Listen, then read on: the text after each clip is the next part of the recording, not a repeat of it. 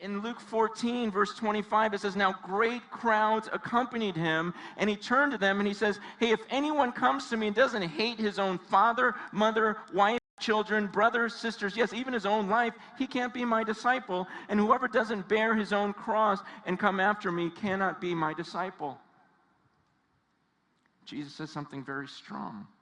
Again, there's a crowd. The crowd's with him, and now the crowd's following him. And Jesus doesn't say, "Man, this is great. Look at all of these people. Come back next week and bring a friend." No, he looks at the crowd. He doesn't get excited. He gets skeptical. He goes, "Wait, I'm not sure you're all supposed to be here. Are you in the right place?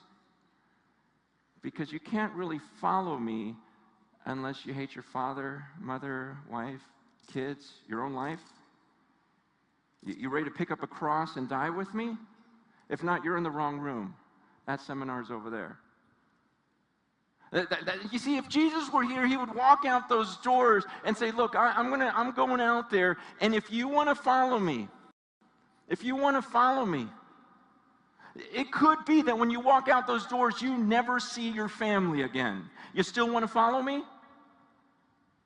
In fact, it could be, if we walk out those doors, there may be, down on the street, there might be a bunch of crosses, and I may be asking you to walk downstairs, grab one of these crosses with me, pick up your cross, follow me, and we're going to get tortured together. You still want to go? And then we're going to be nailed to these crosses. You're going to pick up your own cross, and you're going to be nailed. You still want to follow me? He goes, "Because unless you're willing to go the whole way, you can't be my disciple." And he makes it very clear in the next verse. He says, he goes, "Come on." He goes, "Which of you, desiring to build a tower, doesn't first sit down and count the cost, whether he has enough to complete it? Otherwise, when he's laid a foundation and isn't able to finish, all who see it will begin to mock him, saying, 'This man began to build and he wasn't able to finish.'" He goes, "Come on." He goes, "If you're going to build a tower, you're going to sit down and think through, okay, do I have enough money? Do I really want to give all of this to this building?" He goes, "Because I don't want you stopping halfway." Jesus says, you got to count the cost. He goes, "You could lose everything." It's a message that we need to give to our students. To say, listen, you know what? I can't promise you that you'll be able to keep your same friends. I'm not sure they'll still keep following you if you follow Jesus. I don't know, you might be lonely. You might lose your popularity. You might lose this relationship. You might have your own parents hate you. I think we've all run into that when kids of other religions come. And go, "Man, but is Jesus that beautiful to you? You got to count the cost. Can you give everything up for him?" He goes, "Otherwise, you don't follow me." I mean, you guys read yourself. Tell me if I'm making something up here. But I'm just reading and go, man, that's what Jesus called for. And then he goes, then he gives another illustration, just in case you don't believe it. He goes, or what king going out to encounter another king in war, won't he first sit down and deliberate whether he's able with 10,000 to meet him who comes against him with 20,000? And if not, the other is yet a way off. He sends a delegation and asks for terms of peace. So therefore, if any of you who does not renounce all that he has, he cannot be my disciple. He goes, okay, you get the tower illustration? You sure you're willing to go all the way with me? Otherwise, don't start this Christianity thing and then leave halfway. Once you go, oh, I didn't know it was going to be this hard. He goes, it's like going to war. You don't start the battle and go, oh, I should have never done this. He goes, think about it ahead of time. I love this battle analogy. I love this war analogy because we've forgotten what Christianity is. We forget that we're a part of an army. And that's why there's so much complaining when it gets difficult, because we thought, well, I thought Christianity was going to be this. I thought it was going to be that. And so we complain because things don't go the way we thought they were going to, because someone misled us and told us this life was going to be full of good things and easy things and fun things rather than suffering like Jesus said it would be. And start complaining. I mean, can you imagine if a soldier was in the middle of a battle and he comes running to the general or the commanding officer, he comes running in out of the battlefield and goes, man, those guys are shooting things at me. suck. This guy threw this thing and it exploded everywhere. You just go, well, what do you expect? We're in a war here. And I get these people who go to church and they complain about this. It's so difficult. This is so... You guys, we're at war. And Jesus says, do you understand this? Because this is where we're going. We may go to the cross. You don't get nailed to the cross. Go, that really hurt. What was that about? Another nail? You just go, man, this is what you signed up for. And then finally, this is weird. So he goes, if anyone doesn't renounce all that he has, can't be my disciple. Then he says a really weird thing. I didn't get it when I first read it, because then he goes, salt is good. What? Okay, salt is good, but if salt has lost its taste, how shall its saltiness be restored? It's of no use, either for the soil or for the manure pile. It's thrown away. He who has ears, let him hear. So after the analogy of building this tower, he goes, don't just go halfway and quit on me. And he goes, and don't, sign up for this battle unless you're ready to die for it. Then he goes, salt is good, though. And he gives this, and I'm trying to figure out, and then I go, oh, okay. Here's what he says. He goes, but if salt loses its saltiness, what can you do with it? Okay, it's just a question. Okay, suppose you have a pile of salt that has no flavor. He goes, what would you do with that? He goes, there's nothing I can do with it. He says it's no good. What does he say? It's no use either for the soil. He goes, if you put flavorless salt in soil, it's just going to mess up the soil, right?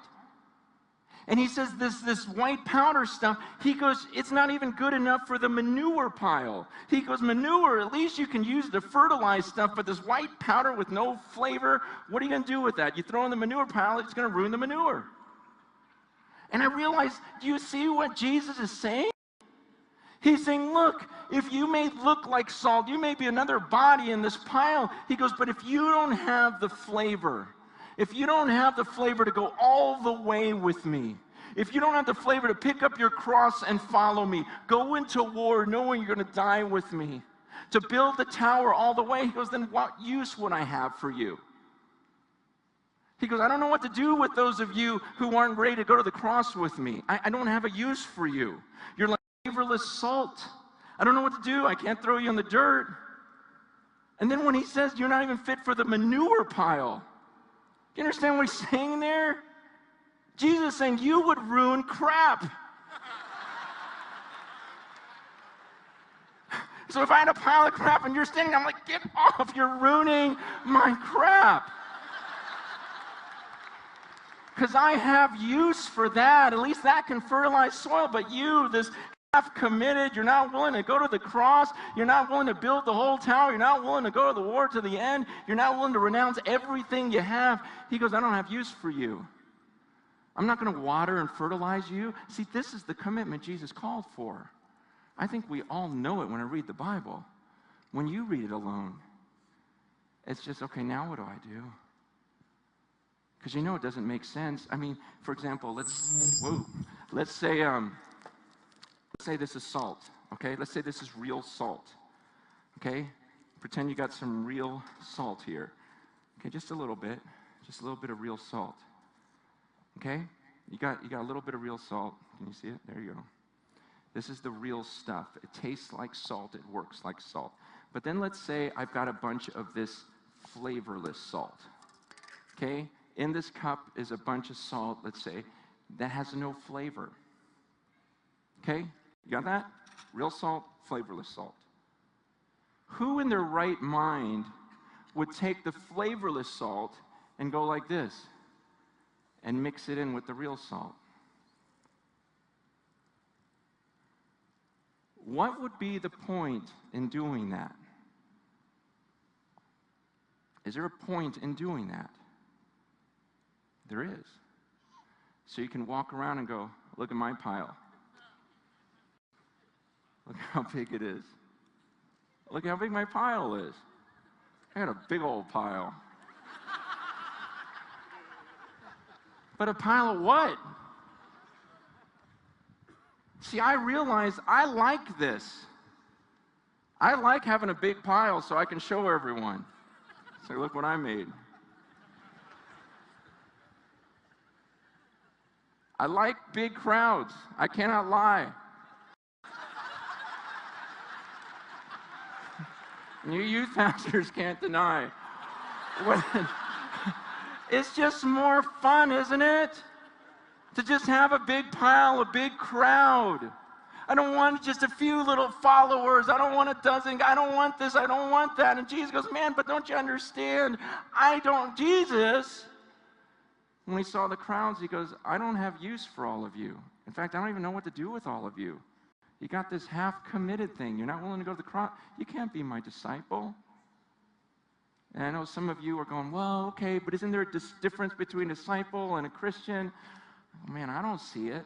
And even if there was, Jesus told me to go out and make disciples who are willing to obey everything that he taught. And he didn't end the sentence by saying, but if you can't do that, then just make Christians.